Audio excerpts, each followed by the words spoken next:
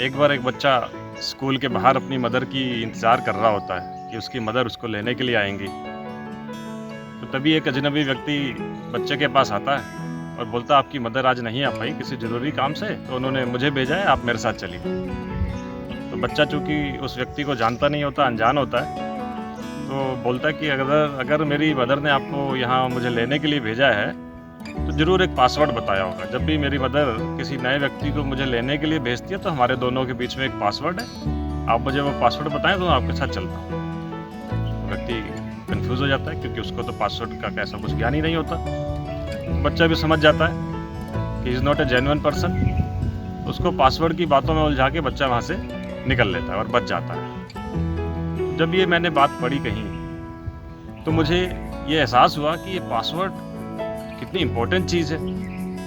आज हमारी लाइफ में पासवर्ड तो हर चीज़ में हम लोग यूज़ कर रहे हैं। चाहे वो कंप्यूटर में कुछ फाइल्स हों, चाहे वो नेट बैंकिंग में ट्रांजैक्शन हो, या मोबाइल में कुछ अपलोड डाउनलोड करना हो, हर चीज़ में हम लोग पासवर्ड कुछ ना कुछ यूज़ करते ही हैं। और इस पासवर्ड को याद रखने की समस्या और ज़्यादा है।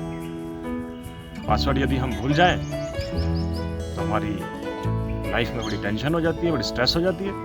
तो पासवर्ड भूलने से मुझे विचार और ये बना कि आज हमारे जीवन से ये जो खुशी गायब हो गई है, क्या इसका भी कोई ऐसा पासवर्ड है जो हम भूल गए हैं, जिसकी वजह से आज लाइफ में हैप्पीनेस नहीं है? So what is that password to happiness? ये विचार मुझे चला। इसके ऊपर जब मैंने अध्ययन शुरू किया, कुछ खोज शुरू करी कि पासवर्ड टू हैप्पीनेस क्या हो सकता है, तो एक बार एक व्यक्ति मंदिर के बाहर से जा रहा होता है, सिगरेट पी रहा होता है। उसको विचार आता है कि मंदिर में मैं परमात्मा के दर्शन कर लूं, कुछ प्रार्थना कर लूं। सिगरेट बुझाता है, मंदिर में जाता है, प्रार्थना करता है, दर्शन करता है भगवान के, वापस आ जाता है और आदत के अनुसार फिर से सिगरेट जलाता है, चल देता है। तो इन सारी बातों में यदि हम देखें तो व्यक्ति ने सिगरेट मंदिर में जाने से पहले क्यों बुझाई? क्या मंदिर में सिगरेट पीते हुए नहीं जा सकता? यही बात किसी से पूछी जाए तो कोई भी व्यक्ति सहज ही आंसर दे देगा, अरे मंदिर में क्यों सिगरेट पी जाएगी, मंदिर में तो भगवान है। तो विचार करने योग्य ये बात है कि भगवान क्या केवल मंदिर में ही है, या मंदिर नामक उस चार दीवारी में ही है, मंदिर से बाहर नहीं है? भगवान जिसको हम सर्वशक्तिमान बोलते हैं, उसकी शक्ति हर जगह विद्यमान है। हमने उसको मंदिर की चार दीवारी में ही रख दिया, मान लिया कि भगवान वहीं है।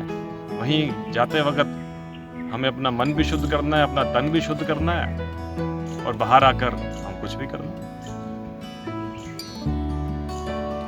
फर्ज करो किसी दिन हमारे घर की डोरबेल बजे, हम जाकर दरवाजा खोलें, विद्यमान हो भगवान श्री कृष्ण स्वयं। अनायास ही हम पूछेंगे, जी आप कौन? भगवान कृष्ण। हालांकि हम देख रहे हैं भगवान कृष्ण का स्वरूप, पर यकीन नहीं होता। तो अनायास ही हम पूछेंगे कि आप कौन? वो बोलेंगे हमें भगवान कृष्ण। भगवान कृष्ण ऐसे कैसे?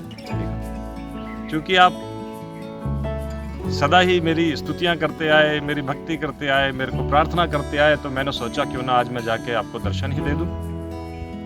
और ज्यादा अच्छी बात कि आज के बाद मैं 24 घंटे आप ही के साथ रहने वाला हूं।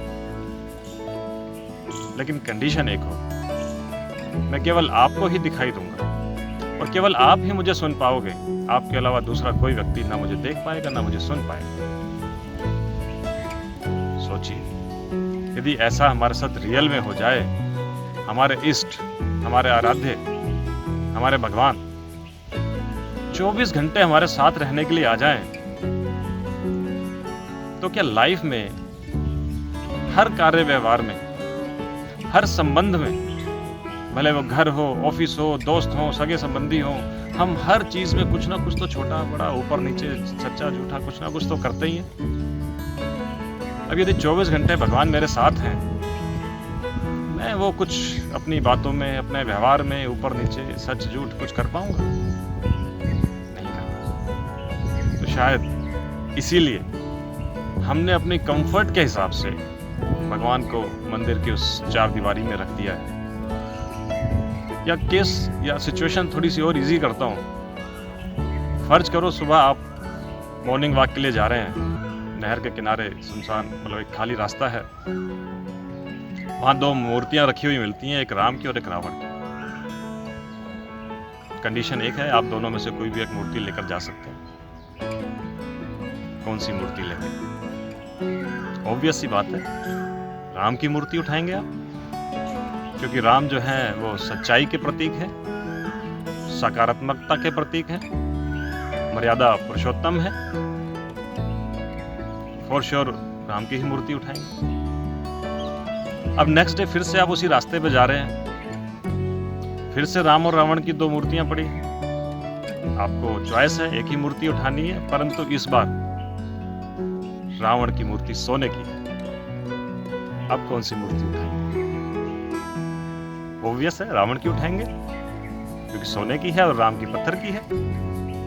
तो कल जो सकारात्मकता, जो मर्यादा, जो सच्चाई उस राम की मूर्ति में हमें दिखी, आज वो सोने की रावण की मूर्ति आते ही सामने सारी सच्चाई, सारी सकारात्मकता, सारी मर्यादाएं, धर्म हमने साइड में रख दिए, महत्व वस्तुओं को दिया, मूल्य को दिया, गुणों को नहीं दिया, धर्म को नहीं दिया, पदार्थ को दिया। यह सिचुएशन और थोड़ी सिंपल करता हूं। सीसीटीवी कैमरा लगा हुआ है, बोर्ड लगा हुआ है, आप कैमरे की नजर में, तो हमारे कर्म, हमारा व्यवहार, हमारे बोल, हर चीज मर्यादित होगी, क्योंकि कोई हमें देख रहा है। तो हम हमेशा ये भूल जाते हैं कि हम भगवान की नजर में भी,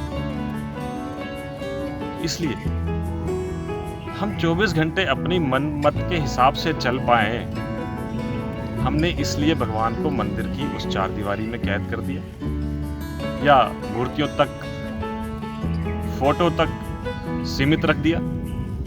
हमने ये मान लिया कि भगवान हमें देख ही नहीं रहा है। व्यक्ति यदि हमें देख रहा है तो हम मर्यादित काम करेंगे, मर्यादित बोल बोलेंगे, भगवान हमें देख ही नहीं रहा। ये सब हमने अपनी कंफर्ट के हिसाब से किया। तो इन सारी बातों में जो मैं ढूंढ रहा था कि पासवर्ड टू हैप्पीनेस क्या है, तो आई फाउंड कि भगवान को यदि हमें अपने दिल में रखना है, अपने मन में रखना है, तो we have to purify our self. Because जैसे हम किसी गंदी थाली में, गंदे बिस्तर में या गंदी जगह पर बैठना पसंद नहीं करेंगे, तो ऐसे ही भगवान भी हमारे गंदे दिल में, गंदे मन में या नकारात्मक विचार वाले मन में नहीं बस पाते। तो भगवान को अंदर बिठाने के लिए we have to purify our self. और वैसे भी बड़ा अच्छे कहा किसी ने कि माना भगवान को है सब मानते, पर क्या भगवान की भी हम मानते? So we have to purify our self. हम भगवान को ना माने, केवल भगवान की भी माने। Thank you. Om Shanti and god bless you.